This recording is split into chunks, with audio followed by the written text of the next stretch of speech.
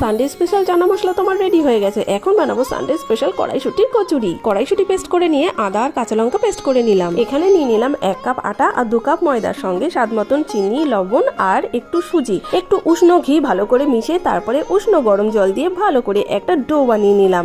এটা 10 মিনিটের জন্য থাক, ততক্ষণ আমরা পুরটা রেডি করি। কড়াইতে একটু সর্ষের তেল, তার মধ্যে কালো জিরে আর হিং একটু ভাজা ভাজা করে নিয়ে আদা আর কাঁচা লঙ্কা বাটাটাকেও ভাজা ভাজা করে নিতে হবে। আর তারপর কড়াইশুটি পেস্টটা ঢেলে তার মধ্যে একটু নুন মিষ্টি দিয়ে ভালো করে ফ্রাই করতে হবে। আর হ্যাঁ, হয়ে যাওয়ার আগে একটুখানি বেসন মেলাতে ভুলো না, এটা কড়াইশুটির বাইন্ডিংটাও ভালো করবে, স্বাদও দ্বিগুণ বাড়িয়ে দেবে। তারপর আর কি, ময়দা থেকে লেচি কেটে তার মধ্যে কড়াইশুটির পুর দিয়ে ভালো করে বেলে নাও। আর হ্যাঁ, কচুরিগুলো আমি সর্ষের তেলে ভাজবো, কারণ সর্ষের তেলে ভাজলে এটা আরো সুস্বাদু হয়। দেখো দেখো, ফুলকো ফুলকো কড়াইশুটির কচুরি একদম রেডি। সানডেতে এমন ব্রেকফাস্ট না হলে জমবে।